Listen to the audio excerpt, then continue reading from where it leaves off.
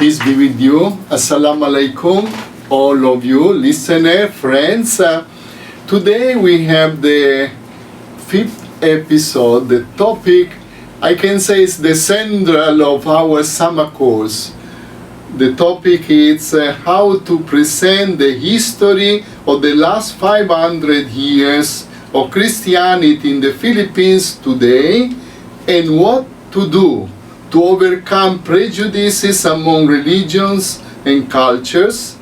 What are the basic reflections to be done by Christians, Muslim, Indigenous people in view of this celebration? So many points, all of this require a lot of deepening. For this occasion, we have three friends, great scholar, each one of them in their field, one Christian, two Muslim, and they represent the Christian community as well, the indigenous people, but especially the Muslim community. We will start to present this episode with the academic presentation, scholarly done by one of my dear friend, Yusuf Morales. He has multi-doctoral degrees and he was also commissioner for the Muslim Filipinos in the Philippines and many other responsibility on the national, local places, and now it's in Manila, so we communicate by Zoom. So we listen to him this academic presentation that is like an overview of the topic of today. After we present Father Tony De Castro. It's a Jesuit, it's a friend, he has been getting his doctoral in Rome. It's specialized in history, especially history of the church. He's teaching in the school, Loyola School of Theology, Manila. We are friends. Now it's in Zamboanga, but for situation of COVID, we communicate also by Zoom, his presentation. And the last one is a friend familiar to us, for those who are following this, because it's Professor Ali Ayub. It's also a very important personality among the Muslim community. As I said before, he was also our, we can say, director of the Institute of Silsila, but at the present it's the teacher of the Western Mindanao State University. So these things, I don't go on details, you can listen, and of course the presentation can be divided in three topics, but we put together, we ask to be patient. It's a little bit more than 1 hour, but more or less we remain in the time, but please you take note, this could be useful for our summer course and also for other groups who want to deepen this specific argument. So with this, we listen together. Good evening. Assalamu alaikum. Our module for discussion right now is an alternative perspective on the 500 years of Christianity in the Philippines. This tries to present how do we look at the 500 years of Christianity in the Philippines from an alternative viewpoint, because it's important to understand that in the Philippines, being the only Christian country in Asia, there are also other faith traditions living in the Philippines, and they should also understand from a positive perspective how does the 500 years of Christianity take into context the other faith traditions. Now, the context of our discussion would be because Christianity has already celebrated the 500 years of existence as a faith tradition in the Philippines. And it has several consequences of how do we need to view the 500 years of Christianity in the light of interfaith and intercultural relationships. How do we overcome these prejudices among religions and cultures? Because at the end of the day, um, without understanding what is the prejudice behind, this would actually hinder the path towards meaningful conversations. And what are the lessons that we have learned in these 5 centuries of existence? Of course, I'd like to put a caveat in the conversation. Of course, I would be talking first as a Muslim, and second as one who has been engaged in the path of dialogue for quite some time. Christianity and Islam has been twin Abrahamic faith traditions who have seemed to be historically intertwined, meaning they've always engaged and connected with each other. So, first is we have to understand that Muslims fled to Christian Ethiopia to seek protection under its King Negus in the early days of Islam. The second is when, in the second phase of Islam during the time of the Prophet, peace be upon him, um, the history of Medina, it considered Muslims to be one of the protected peoples during the time that Madinatul Munawwara was established. The third period was, of course, when Byzantine, Constantinople, was established. It was also a flashpoint of engagement between Muslims and Christians. And then the second phase, the fourth phase was actually Egypt, which was at the crossroads of conflict between Muslims and Christians, between Salahuddin and King Richard, and North Africa and Spain, which was actually another context, and the Middle East and North Africa. In all of this, and in other parts of the world, it seems that Christianity and Islam always had a certain type of relationship. And so we have to understand that there are both, although negative, but there are also positive aspects to it. Now, we have to understand Arnold Toynbee, one of the foremost philosophers in the 18th century, have mentioned that when two civilizations or traditions bump into each other, there is always a clash, which Samuel Huntington talks about as the clash of civilizations. But let us talk about this. What happens when two civilizations or traditions go on ahead on? First is one civilization may overpower the other into a submissive civilization, which happened when Rome and Greece came into conflict. Rome defeated Greece, and therefore Roman civilization persevered. Second is one civilization may overpower the other into submissiveness and destroys the culture of the subdued civilization. If we're familiar in the time of colonialism, when the Spaniards came into South America and other Western countries, the ancient civilizations of the Inca, the Mayas, and the Aztecs were actually destroyed. And they assimilated the culture of the invading civilization. So what happened was all of these Mesoamerican civilizations disappeared and was replaced with Western colonial civilization.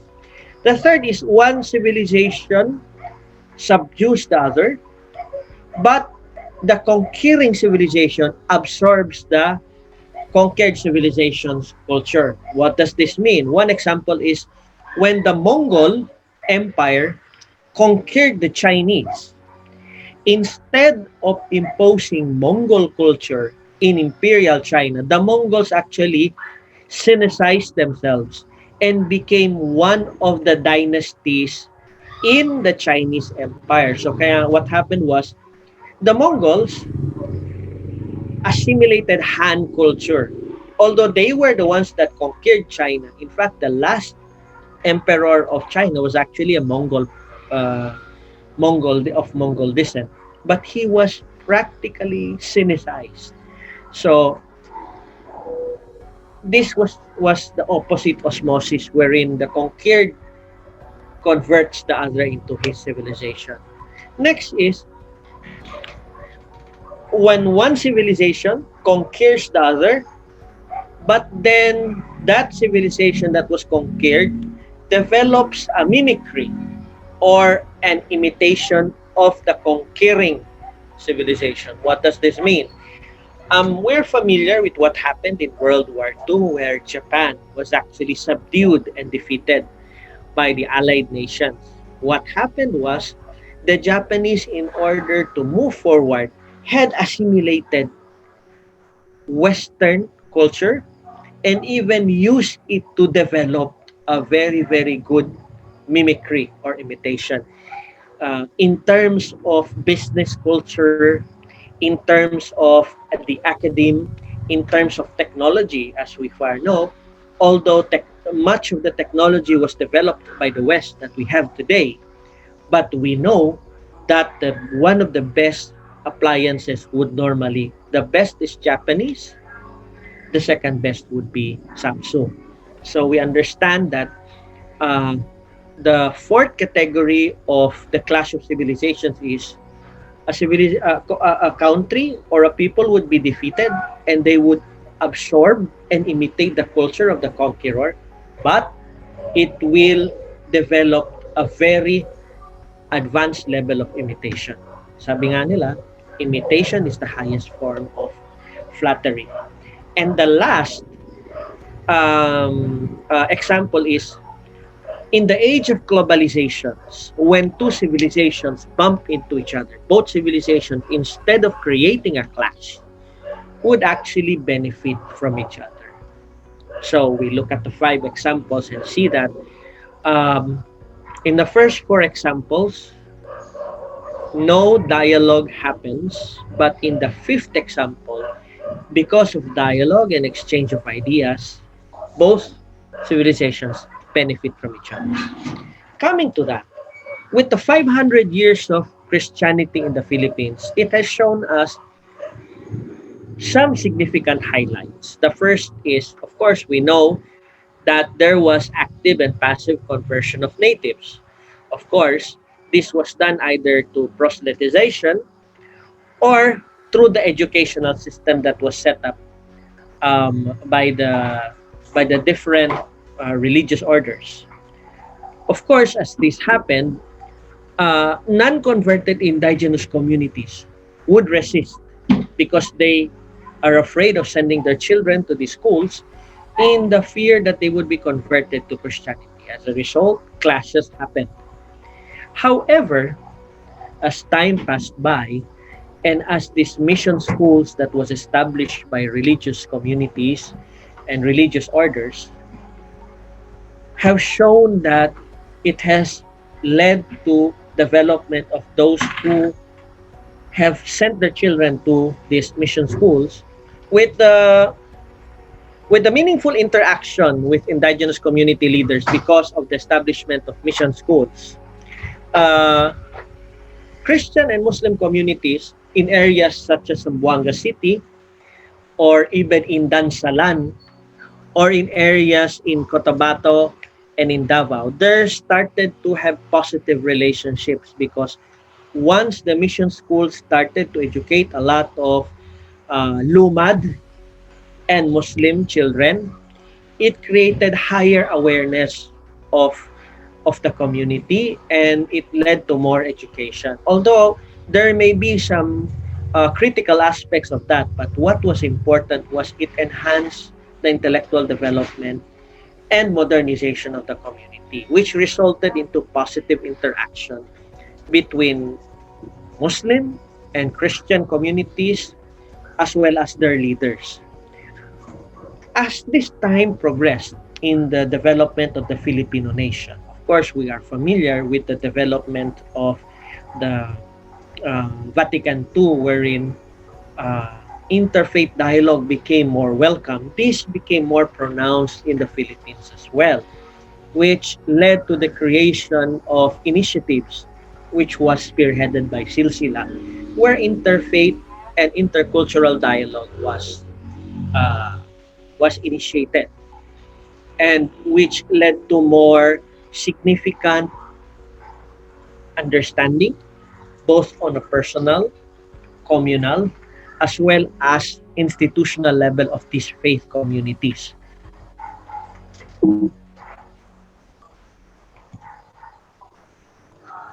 Now, What are the challenges in today's 500 years of Christianity in the Philippines? The first thing we have to understand is that we live in a globalized world, and therefore we are a globalized people. Unlike in the 1900s backwards, of course, the first thing is we live in a globalized world, and therefore we are a globalized people. In today's globalized world, it's very, very hard to put partitions and divisions. We are all part of one big community. What happens in in the Middle East is felt in the Philippines. And if you remember, in 2016, in 2014, when ISIS declared its caliphate in Syria and in Iraq, a lot of Christian communities were affected there.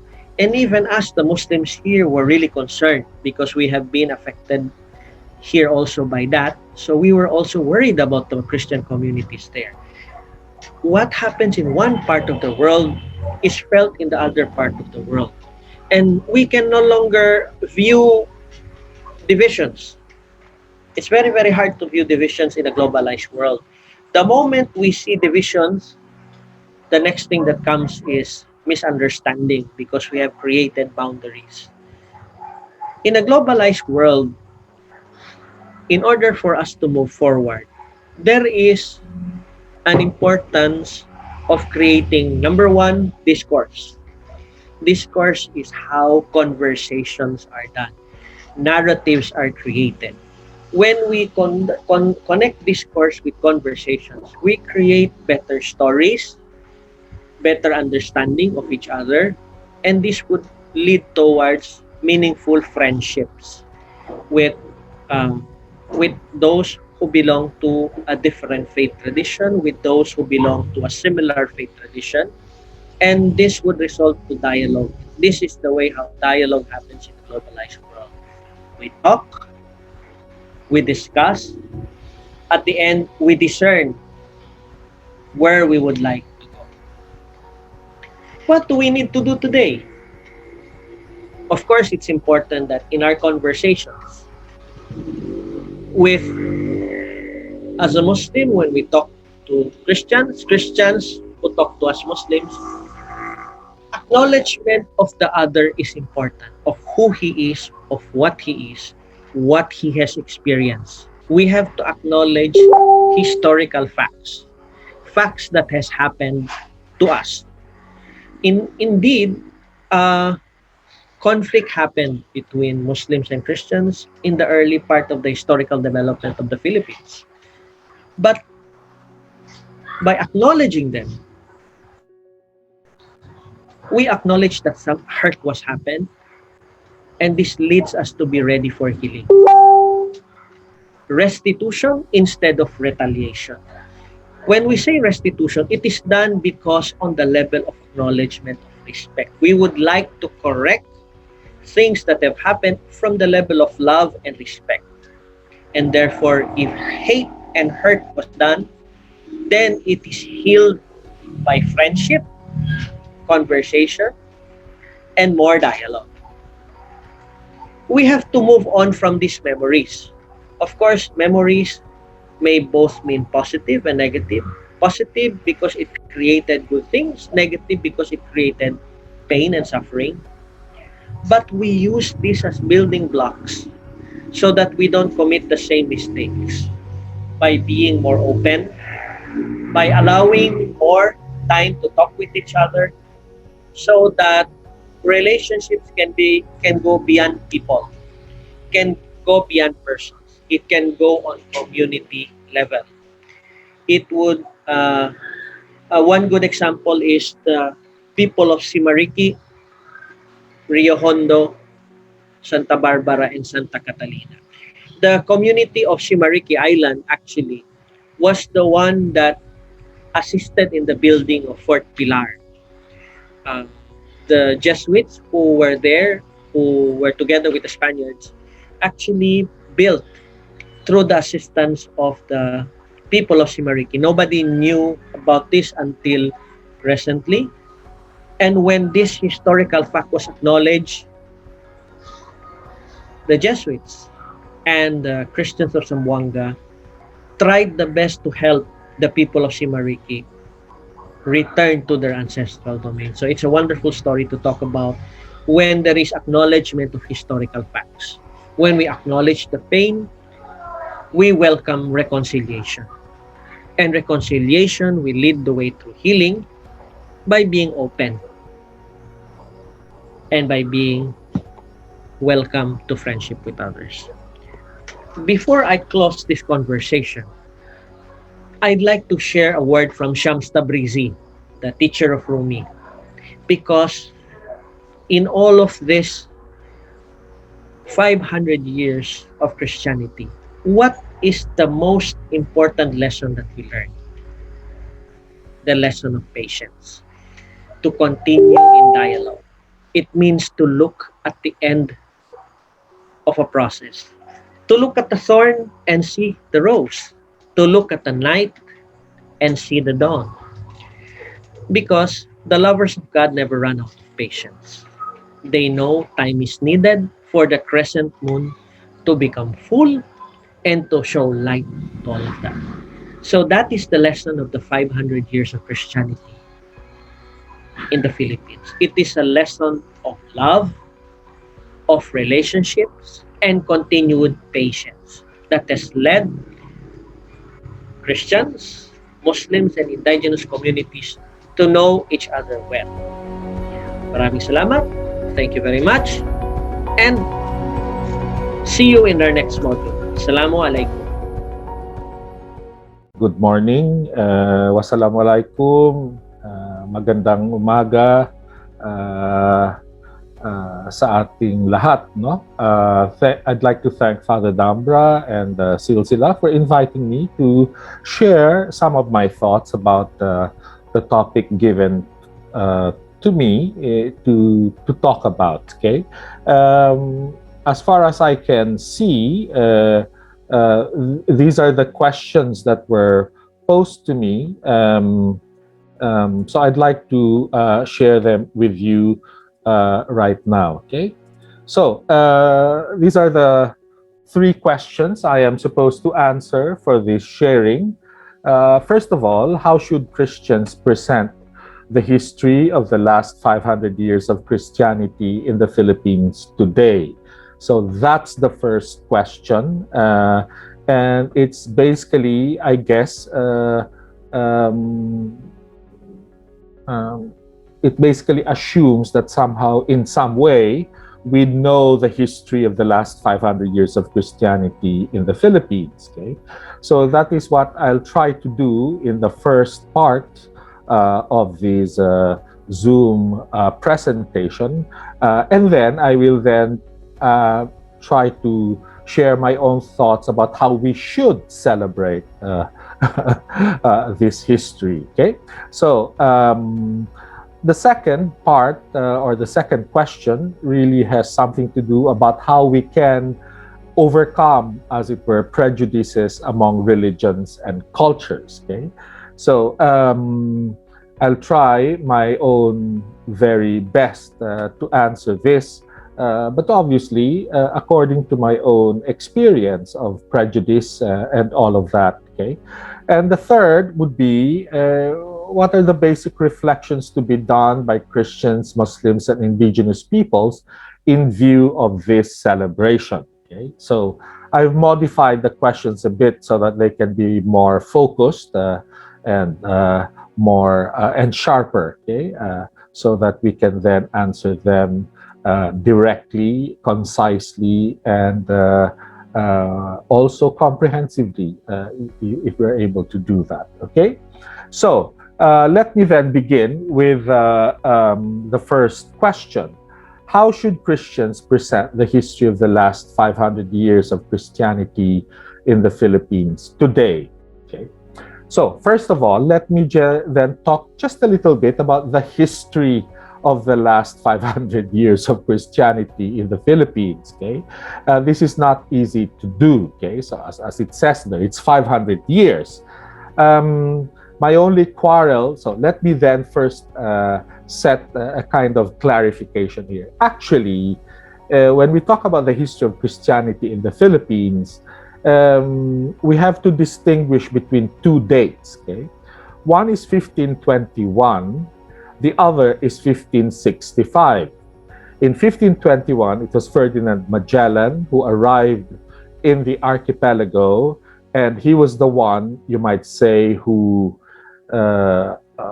decided certain things. For example, the first baptisms were decided by Magellan himself. Okay, but of course, Magellan was killed, and in Mactan, due to a local dispute in which he got involved, no?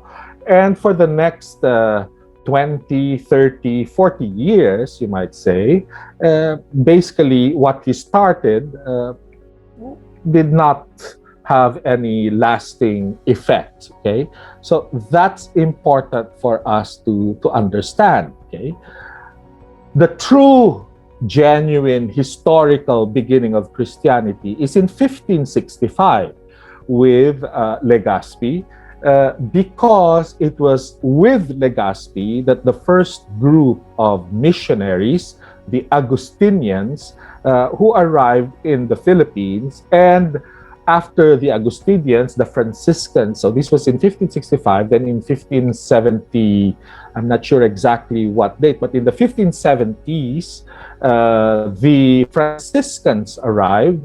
And then in 1581, the Jesuits arrived with the first bishop of the Philippines. And then in 1586, the Dominicans arrived. And then in 1606, the Augustinian Recollects arrived. Okay, so these were the five major religious orders that arrived in the Philippines, and it was through their efforts that there was, in fact, true and genuine evangelization taking place. With 1582 particularly significant because that was the year when the Synod of Manila was called by the first bishop, Domingo de Salazar. And it was in this synod that certain things were decided about how to go about to evangelize, how to preach the gospel, how to found Christian communities, etc., what the missionary methods were going to be used, etc. That was when it was decided, 1582. But the true beginning, as I said, was with the Augustinians because they really came to the Philippines with a clear missionary mandate. Okay? All right. But in 1521, so the question therefore is, why are we commemorating, at least, or celebrating, Christians certainly, 1521, when in fact, in all practical, for all practical purposes, what Magellan decided were actually failures. They were failures. Okay? All right. I will go on to show the reason why the bishops of the Philippines, the CBCP, decided to celebrate this event, even if the true, genuine, historical beginning of Christianity can only be dated back to 1565. Okay? All right. So, I remember years ago when the bishops decided to celebrate 1521, the initial title that they gave to the celebration was the 500th anniversary of the evangelization of the Philippines. This was not accurate. Okay? And in fact, the Augustinians sent a letter to the bishops precisely questioning this. Why? Because 1565 was decided in 1965 to be precisely the year, the 400th anniversary of the systematic evangelization of the Philippines. Okay? So, as you can see, I am speaking here as a historian, as a church historian, and therefore, we advise the bishops that the celebration or the commemoration can only be of the 500th anniversary of the arrival of Christianity in the Philippines. The arrival, okay? Not the evangelization of the Philippines, because Magellan had no missionary mandate to evangelize the Philippines. In the press, in his crew, by the time he reached the Philippines, and when he got to Cebu, there was only one priest in his crew. And that priest was a secular priest, and his job, his task was to minister to the crew of Magellan's expedition. He was the chaplain of the crew. He did not have any missionary mandate to preach the gospel and to convert and to set up Christian communities. Okay? He was there to minister to the crew. But because Magellan decided to do certain things that involve Christian Catholic symbols, then I said, okay, if the bishops want to celebrate 1521 and 2021 then as the 500th anniversary, then it can only be the anniversary of the arrival of Christianity. Okay, so I hope this is clear, because we were very careful about the words that we're using to name this celebration and this commemoration. It is not evangelization. It is not the missionary enterprise. It is about Christian Catholic symbols first appearing on the stage, as it were, of the archipelago here. Okay? All right. So let me then go so what are these Christian symbols or Christian rituals that first appeared in the archipelago? The archipelago had no name at that point in time. When Magellan arrived off Samar and then off Suluan and then finally landed in Homonhon, okay, he called the islands Las Islas de San Lazaro. Okay, the name Las Islas Filipinas, the Philippine Islands, would be given by Villalobos, okay, in 1543, I think, in the 1540s in any case, and it only applied to Samar, Leyte, and the islands around there.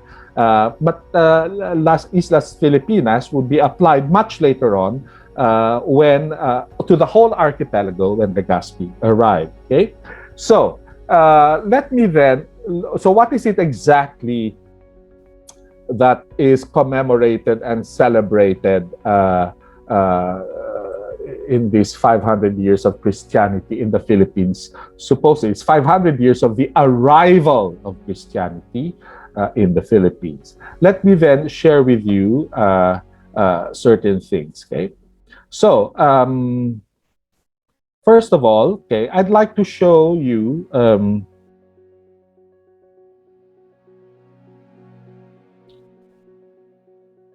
certain images, because these images tell us about what exactly are those Christian Catholic symbols that are at the heart, you might say, of the celebration and commemoration of the 500th anniversary of the arrival of Christianity in the Philippines.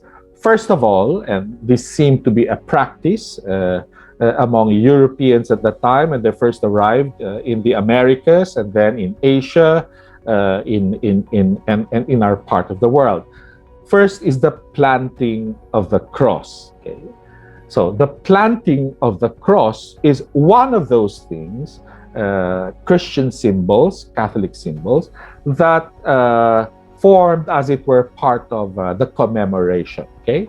The planting of the cross is a symbolic act. But we have to take note that the planting of the cross is not just a religious event, you might say. It is also a political event. Okay, so the cross is to remind anybody who came after Magellan that precisely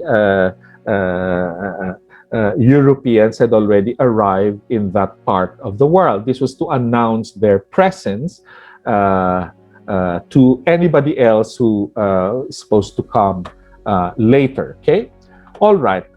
What else? Okay, then you have the first Easter Sunday Mass. Okay, there was a bit of a controversy here about where exactly the first Mass was. Okay, um, the National Historical Commission of the Philippines formed a panel to listen to various proponents about where the first mass was. Okay, one of the things decided was that we cannot know for sure, but therefore to make the issue even more focused, then instead of first mass, maybe there was a mass in Homonhon, maybe there was a mass celebrated on board the ship in Philippine waters, whatever. So we decided that it would be the first Easter Sunday Mass because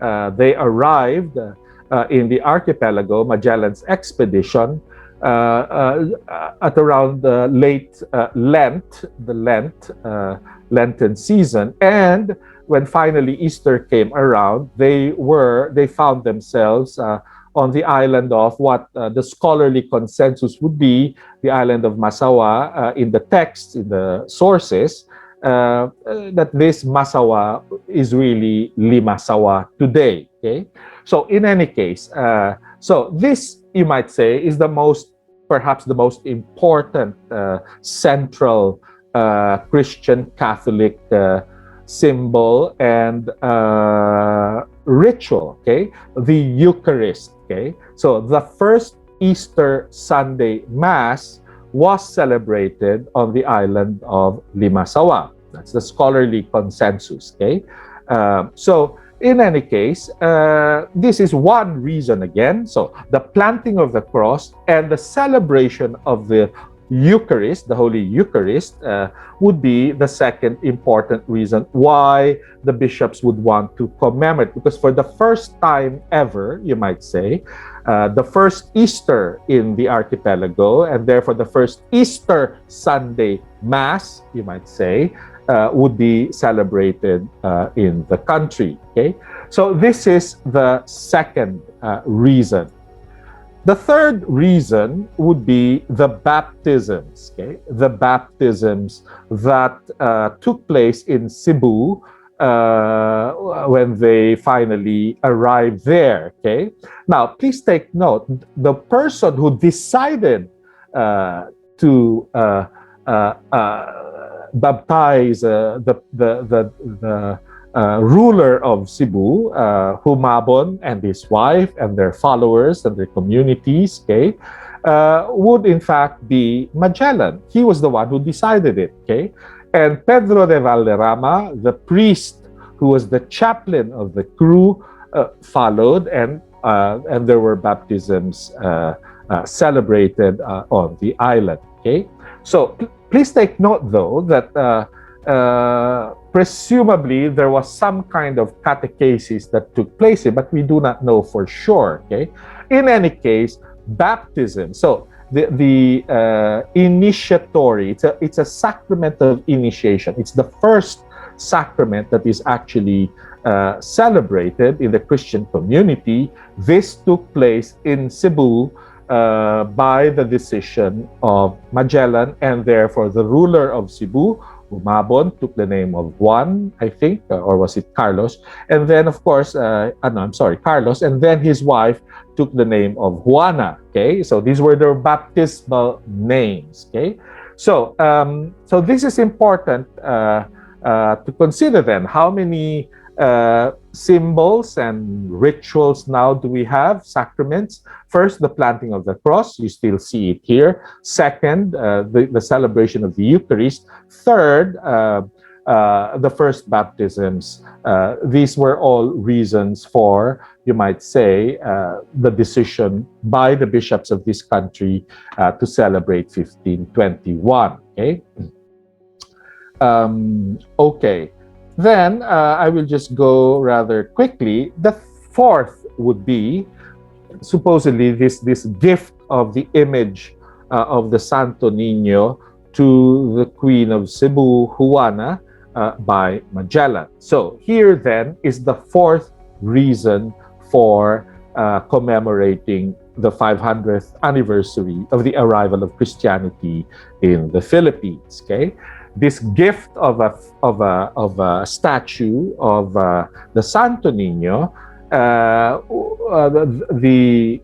sources say that it was this same statue that would be discovered 40 plus years later. When Legazpi arrived in Cebu, one of his followers would discover this image in one hut in the community. Okay, so it seems that the statue survived, and it is now this same statue that is found, let's say, in the Basilica de Santo Niño of Cebu, and it is also the same reason for why Cebu would be named the Santissimo Nombre de Jesus, okay, the most holy name of Jesus, okay, which is actually a celebration as well of the child Jesus, okay. So you have here then, okay, so the planting of the cross, first Easter Sunday Mass, the first baptisms, and the gift of the Santo Niño.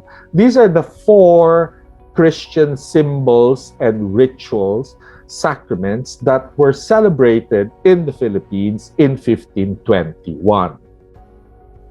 However, okay, so if you ask my opinion, this is reason enough to commemorate and to celebrate, okay?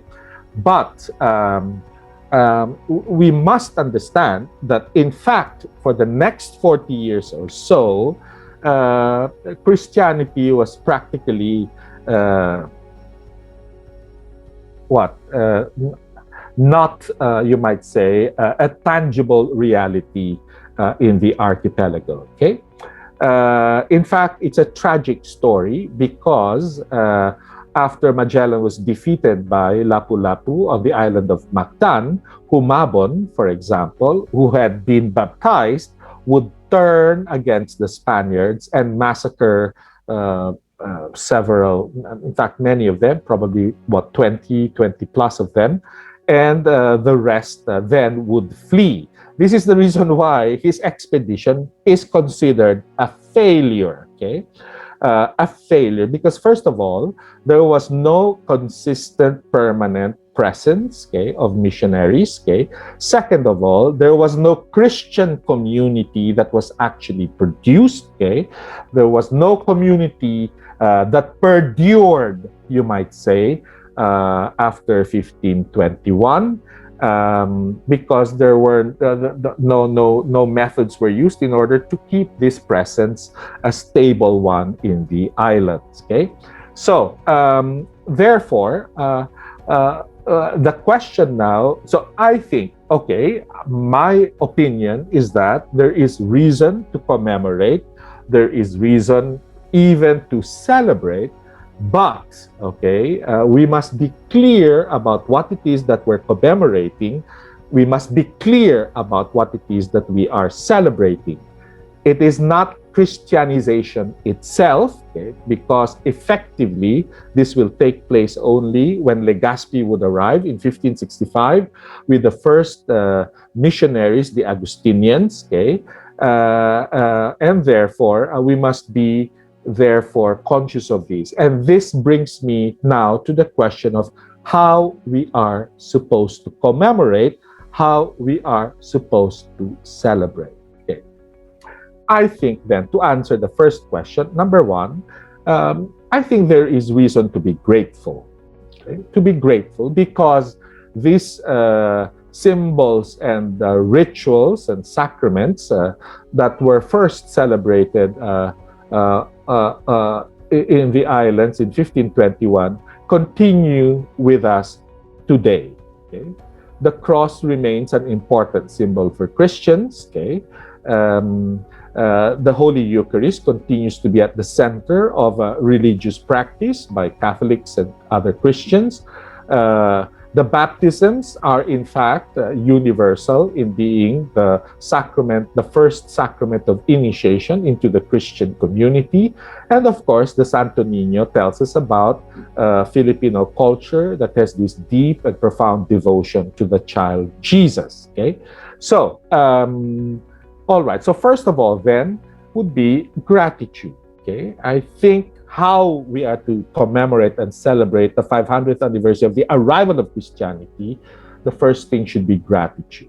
Second, however, should be humility. Okay? Humility. Because the Christian reality is so much larger than what was initially celebrated or commemorated in the event of 1521 with the baptism, the Eucharist, the cross, and the Santo Niño. Okay, humility in the sense that it takes so much more than just these symbols and rituals and events. Okay, the community, for example, is important. There is no evangelization without the creation of a Christian community. Okay, if that community does not exist, all the rites and rituals and symbols would have no meaning. Okay, all right. Okay, so therefore, a certain sense of humility on our part. Okay, the third is kind of the flip side of that coin. There can be no triumphalistic celebrations at all. Okay? This is one of the things that I personally feel very, very crucial. Okay? Triumphalism has no place in Christianity. Okay? This idea that somehow we vanquished all the pagan gods, etc., etc. We have to note as well the limitations of the missionaries at the time. Later, when they would arrive, okay, they had good intentions. They wanted to share the word of God. Okay, they wanted to build Christian community. But it cannot be denied that Christianity, when it arrived in the Philippines, came as well with a colonial dress, as it were. Christianization and colonization would go, in fact, hand in hand in the later centuries. Okay? And in the 19th century, this will become a very big problem. Okay? A very big problem because because the Spaniards and the church particularly, whose bishops were all Spaniards and the religious who were all Spaniards or mostly Spaniards, refused to relinquish, you might say, any kind of control or even authority to Filipino secular priests, for example. Okay, I would also like to mention here the failure of the religious orders, in fact, to accept natives and mestizos into their ranks. Okay, there were no Filipino Augustinians, no Filipino Dominicans, no Filipino Recollects, no Filipino Franciscans, no Filipino Jesuits by the end of Spanish rule in the Philippines in 1898. Okay? The Filipinization of the church would take place only in the 20th century. The first Filipino bishop would be named in the Philippines, Jorge Barlin of Nueva Cáceres, that is Naga, only in 1906. Okay? So this is an aberration in the history of missions, okay? Because the point of mission is the establishment of local churches, and therefore, when you say local church, the local vocations, local priests, local bishops, etc., should be put in place. Spain would refuse, as it were, to allow this to happen as a matter of policy and as a matter of principle.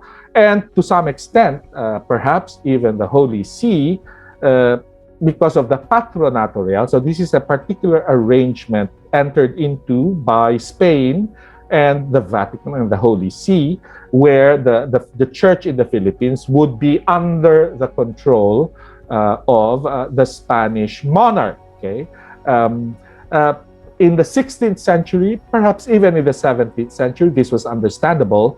But I would say that historically, it was a mistake to allow the Patronato Real to continue into the 19th century. Okay, and this will therefore be a big problem when a controversy would arise about who should administer the canonical parishes in the country. Should it be the diocesan priest, or should they remain in the hands of the religious orders? Okay, all right.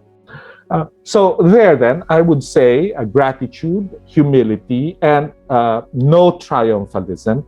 And then fourth, I guess, would be an openness to learning about our history, all these 500 years, the 500th anniversary of the arrival of Christianity in the Philippines, to learn from our mistakes, to acknowledge them, and to do better, and to be open to how we can then avoid the same mistakes in the past, and to continue doing what was good and effective and truly evangelical and truly Christian in our efforts at building up the church today in the Philippines. Okay?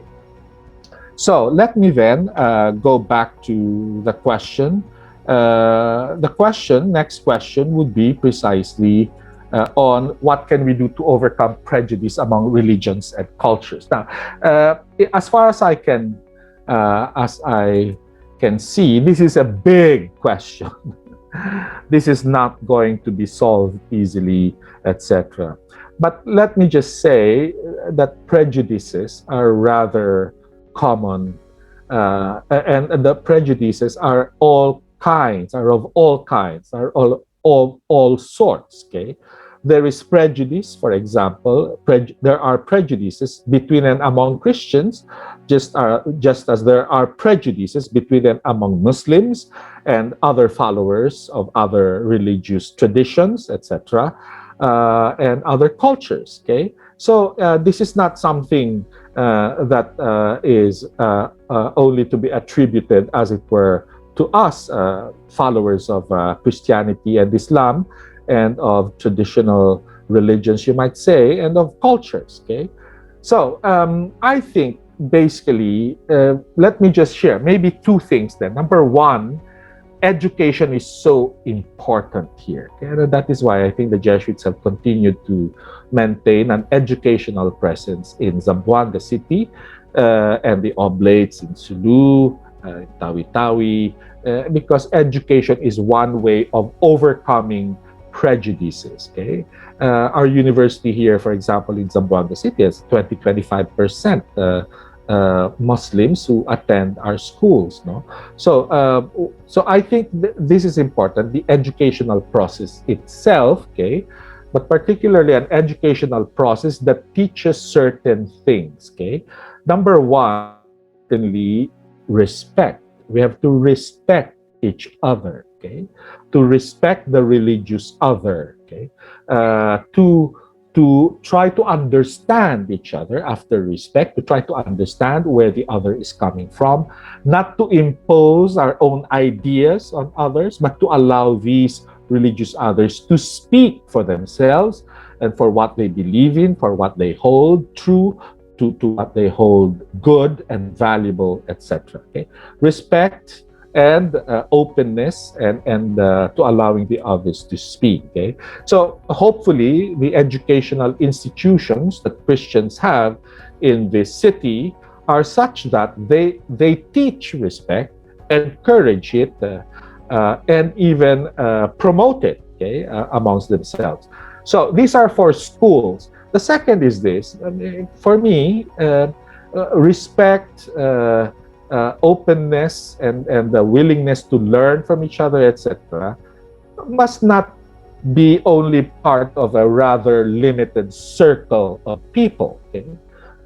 I think the challenge for the church, I'm talking about the church in Zamboanga City, is for these, you might say, important principles to find their way into our local parishes and our local communities. Okay, hindi pwede na parang pansya, no, ghetto of people who are aware of these things, and the rest of the Christian community here in the city basically have no awareness or no reason to be concerned about things.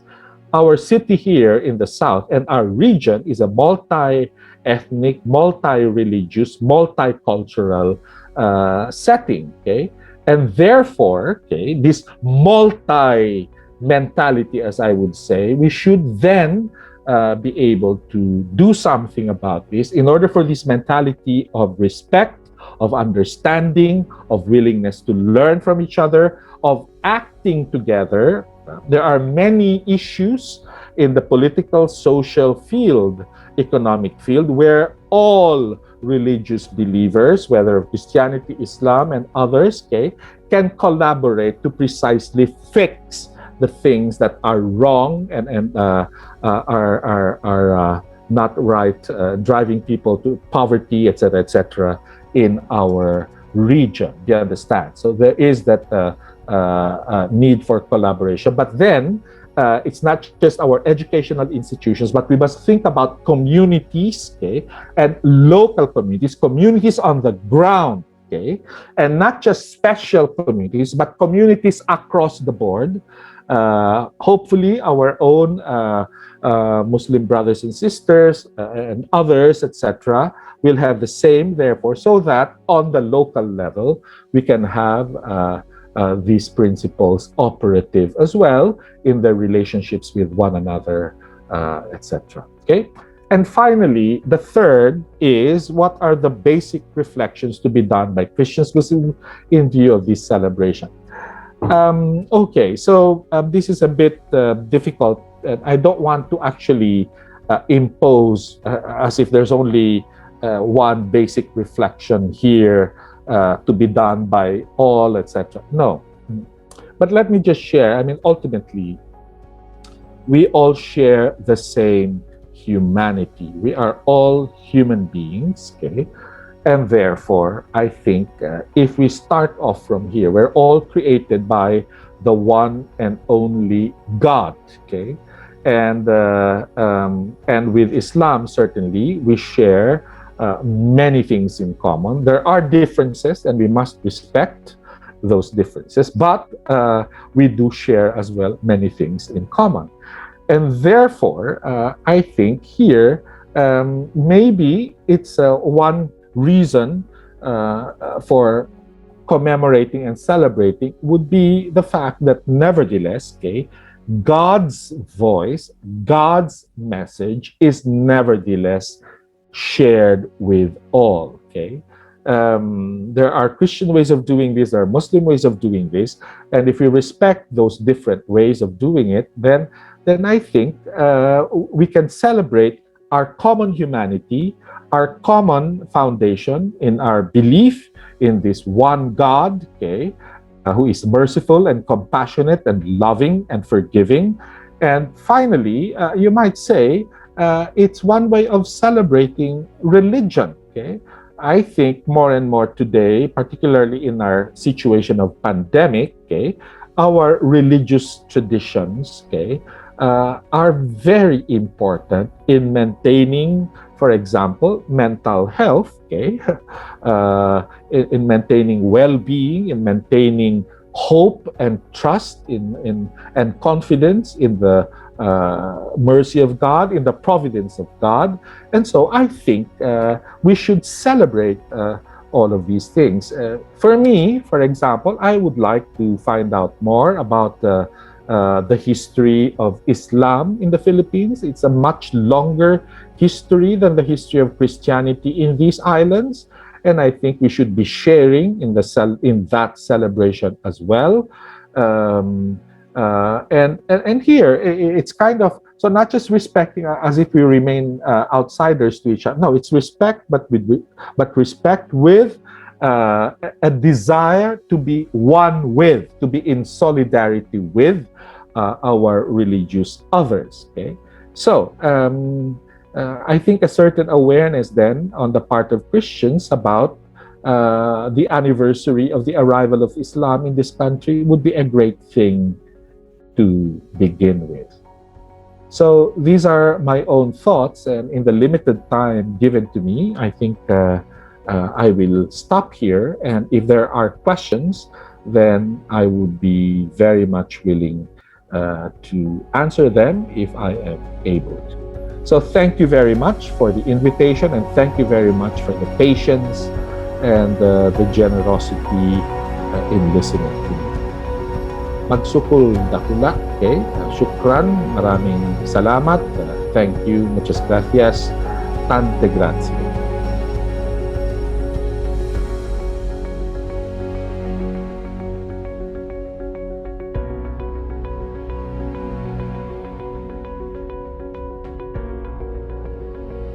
Thank you, Professor Ali, for being with us again for this summer course.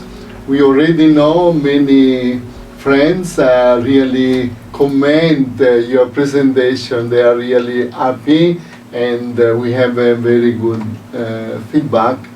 And we have now another topic that is very important. I think it's the basic point why we conceptualize this summer course around the 500 years of Christianity in the Philippines in the context of the Philippines. And of course, Mindanao, it's very important in terms of encounter between Christianity and Islam and indigenous people. We listen from you. Yeah, thank you. This is a very interesting topic, Father. Of course, when we, study in high school, in college, and even now, we read history books written by many people. But the challenge for us, how do you present history? How do you present the experience of the church in the Philippines 500 years ago? I think the challenge for us, we have to acknowledge the brutality in the past. And we have to be, honest enough on both sides. For the Christians and for the Muslims, we have to admit that there were mistakes in the past. And there were, religion was used by, political agenda, and even today. And by doing that, I think academically, students can discern and will be, in terms of their prejudices that I have mentioned, will be healed, or will be, the concept of forgiveness and healing. We don't have to erase what happened in the past, but I think forgiveness and healing is admitting the mistake and going beyond the emotion. Of course, the pain was there, but acknowledging the mistake and asking forgiveness, that's a process of healing. Now, when we discuss about the experience of the church in the Philippines, I think we have to tell the beauty side of it. When I say the beauty side of it, there were people, there were priests and nuns working for the poor, and there were imams also, ulama, working for the poor, for the oppressed, both communities. So these are stories that we need to spread. And even during the martial law, there were Christians protecting the Muslims against the military. And even in your experience, Father, in your experience in Siocon, you defended the Muslims, you defended the poor, you defended the ordinary people, and even you negotiated with the government to have peace settlement with the rebels. I mean, these are stories that we need to retell and tell the people. It's not the negative side. There are beautiful stories that we need to, tell our people, so that memory of violence will be deconstructed. So that's one aspect that we need to retell. Another, I think, Father, we need also to take off our shoes. For me, for example, a Muslim, when I deal with Christians and also the religion of Christianity, my attitude should not be to look for errors, to look for mistakes, to look for something wrong in your religion. I have to see the beauty from your religion so that I can reflect also the beauty in me. So that's very important. This is what you call in academia, in scholarship community, We call this cross-referencing. If I research something, for example, from my religion about Tawheed, about attributes of God, about different names of God, I can cross-reference with other faith. What is God to them? What are the attributes of God to them?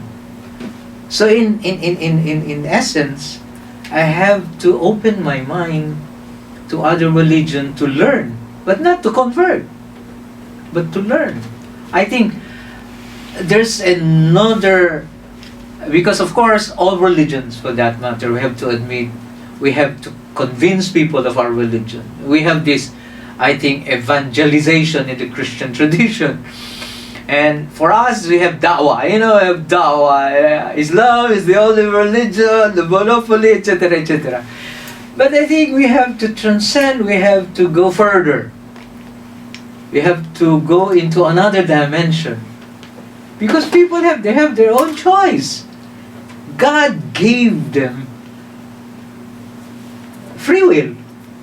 And God wants humans to believe in Him freely, not by force. I think passé already what the experience of the church by the sword, experience of the Muslim by the sword, that was passé already.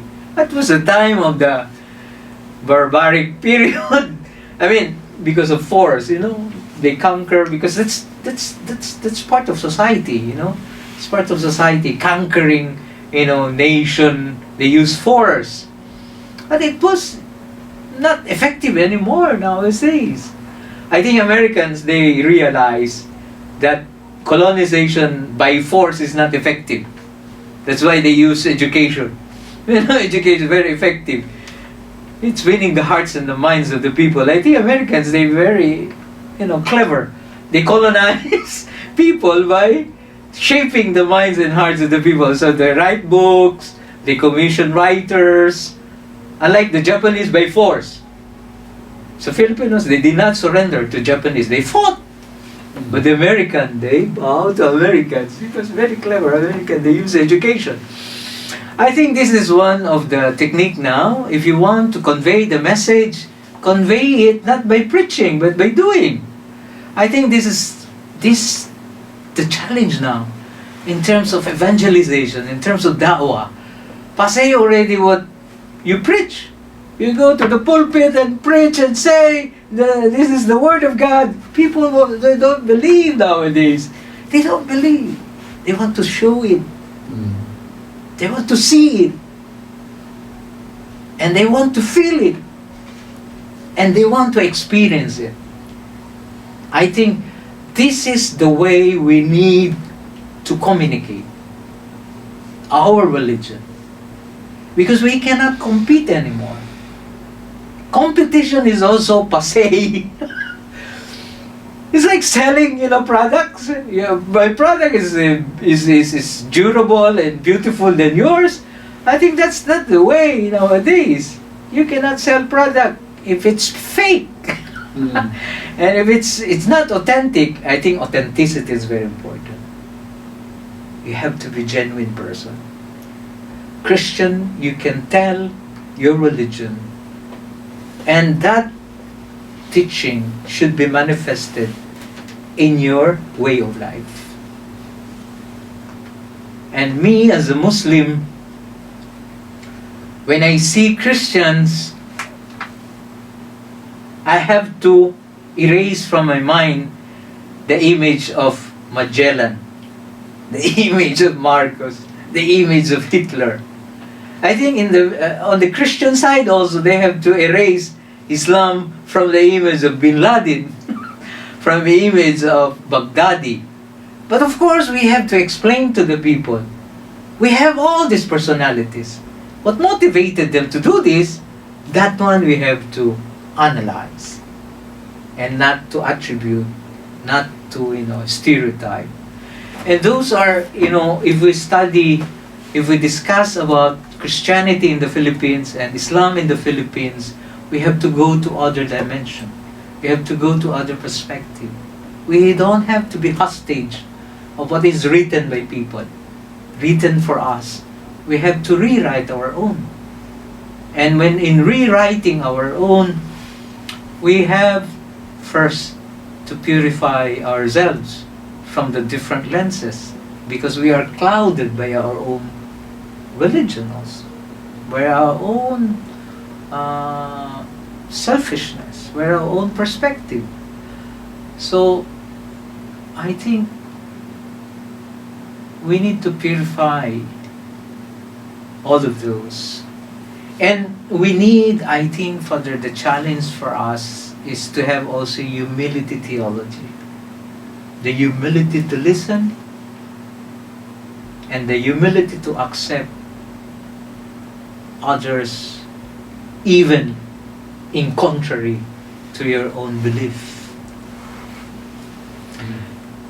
And we need also to have conflict fluency, Father. Because if you, for example, for me, if I did not,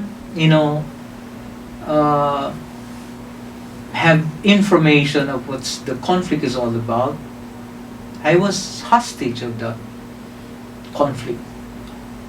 And I consider that non-Muslims are my enemies.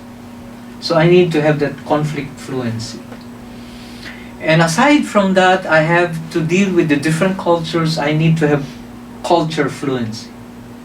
And not only that, Father, I need to have religious fluency. I need to know other religion, to respect that.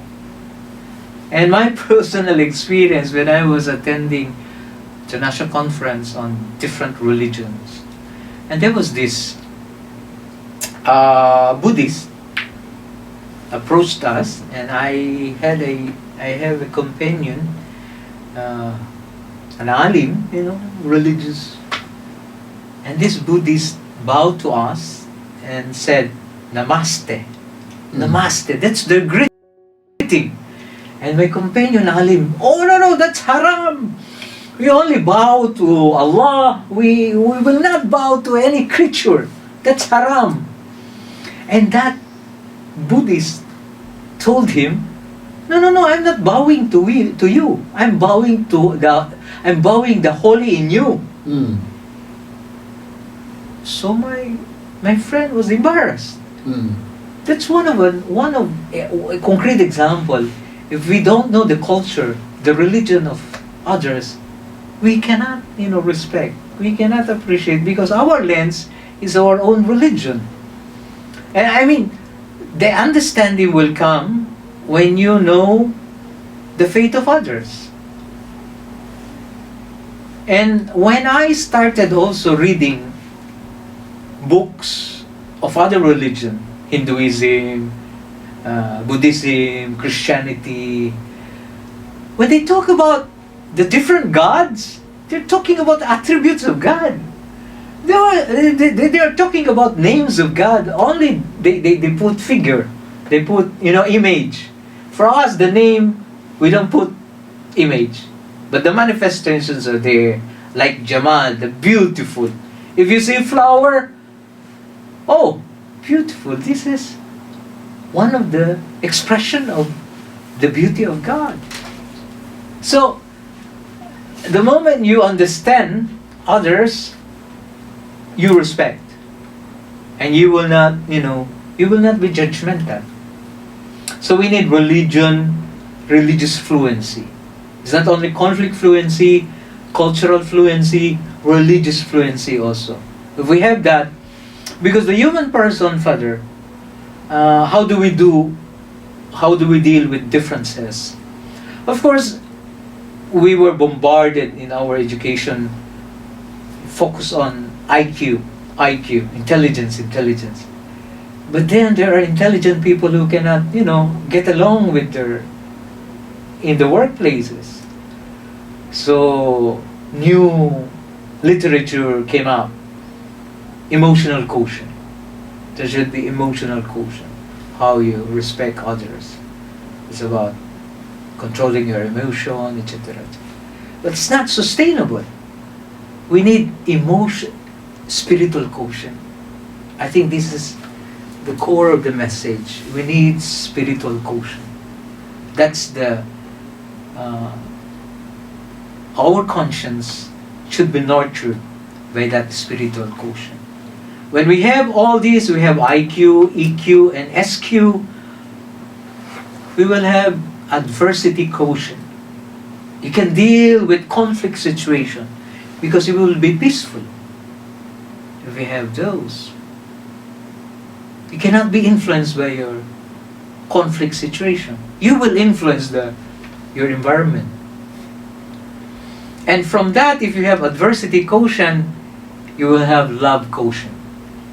And that's the manifestation of love of God and love of neighbor. I think we have to see the kind of when we talk about telling our stories, telling our histories, our experiences. So we need to equip ourselves, because if we cannot, I think this is also very important in Islamic tradition. I have to mention this one in the first lecture, the Jihadun Nafs. Jihadun Nafs is controlling the ego, controlling our inner self, purifying the inner self from impurities. When we say impurities, we can say the bad influence, the wrong information that we got, and the wrong belief that we have. That's the way how can we, work with others, and we can coexist, and we can collaborate. And the challenge for Christianity, I think, and also for the Muslims, for coexistence in this part of the world, in the Philippines, when we talk about coexistence, it's not limited only to respect, but we have to go beyond the respect. We have to work together to make this place a peaceful place for all of us, and safer to all of us. Thank you. Thank you very much for what you share. So practically, you gave a very good point in these 500 years of Christianity. In a sense, historically, Christianity entered the Philippines with that background, that they have negative approach, and after this negative approach was brought here, and all the things happen. Now, you raise very important points, and I hope during the open forum our students of the summer course will take some of these points. And now, if we can focus you as a Muslim with this, what you recommend to the church in this 500 years? Of course, you mentioned already something very important when you mention about the spiritual aspect. We have to go there. And you mentioned at the last part about the jihad, the nafs, the great jihad. And remind me my spiritual journey when I started Silsila with my background of studying Islam, Christianity. I said to the group, and that was I think, very, very positive point. Even some of our friends are very well known to you, Muslim and Christian, joined to Silsila, because we said to the Muslim to take care the great jihad, means the spiritual aspect, and the Christian, the beatitude. These are the spiritual point, and we move. Now, in this context, of course, you mentioned also about the humility of theology. I hope this will be remembered by many, I hope I will bring this also to the CBCP in the context of Catholic Conference, what we can do in that. And the humility of theology is important, because at the end we bring the love of God and the love of neighbor.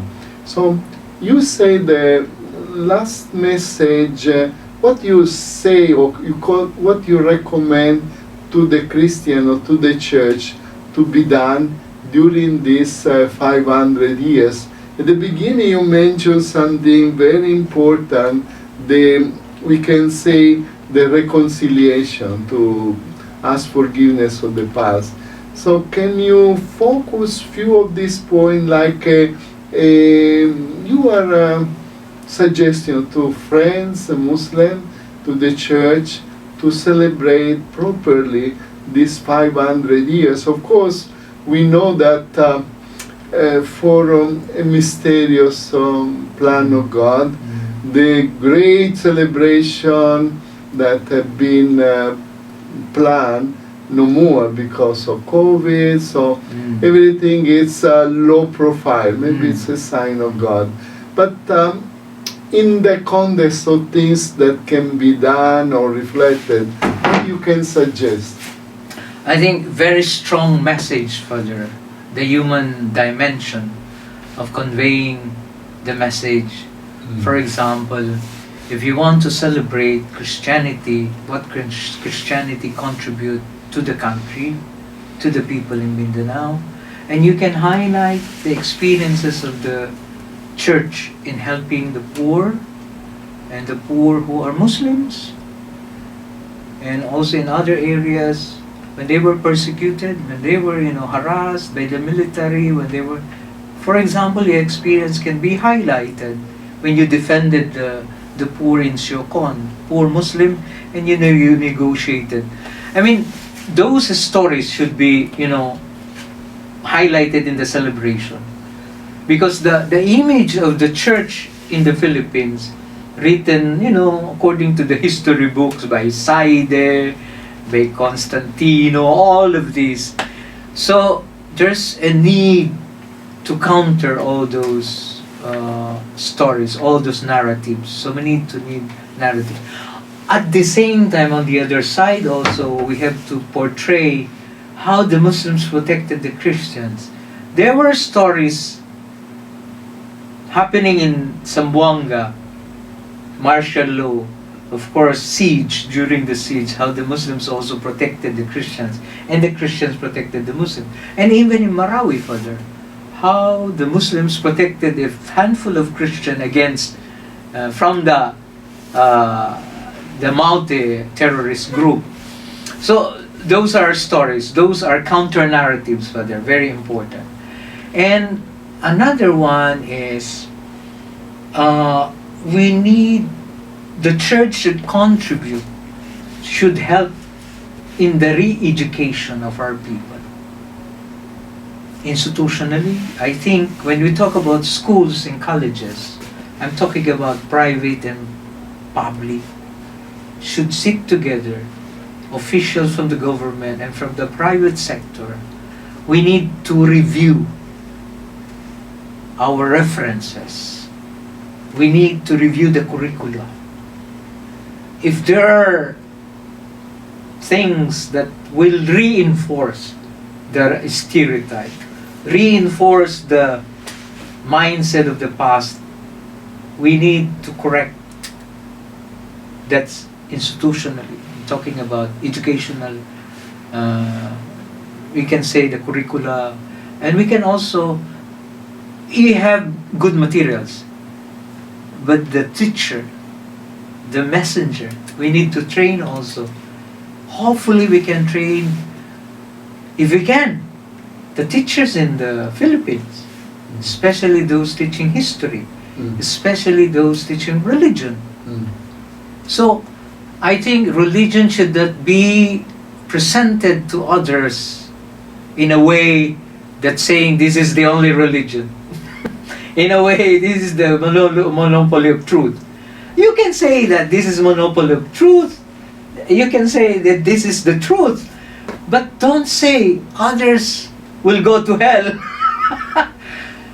I think we have to stop that. We have to stop that. And we have to reorient not only the teachers, even our preachers. We have to re-educate our priests and nuns and ulama. You just present Islam, you just present Christianity and show it according to your way of life, but don't say, others you go to hell. No, no, no. It's a no. I think those are the few points that we need to, emphasize. And another one, I think, very effective, Father, is, I think this is the concept of your culture of dialogue. Life in dialogue. And life in dialogue is not about talking. It's not about conversation. But really, you are a man for others. That you are there, that they can see that you are a source of peace, source of development, source of harmony, source of human rights, defending their rights. So that figure is very important. And I think there are, and even if you go around, you have the late Bishop Kerheta, respected by the Yakans. The late Bishop of Sulu, I forgot. Exactly, respected by the community. Because they live with the people, they eat with the people, and they, respond to the needs of the people. Of course, it's not in a dole out, but giving livelihood, giving education to the people. These social services, and it should not be seen as tools to convert people. I think this is the mistake.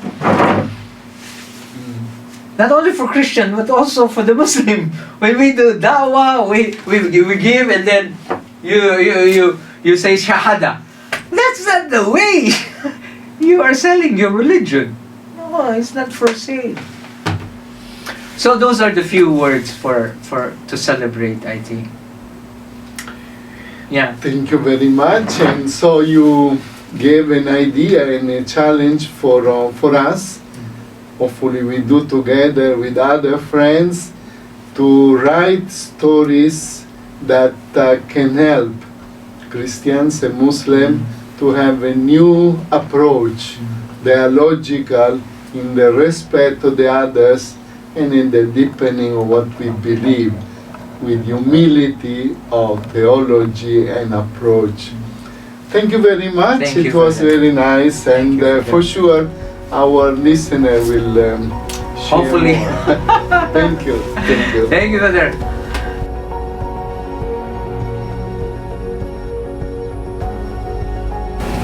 Friends, we listened already the episode number 5, and we learned a lot of things.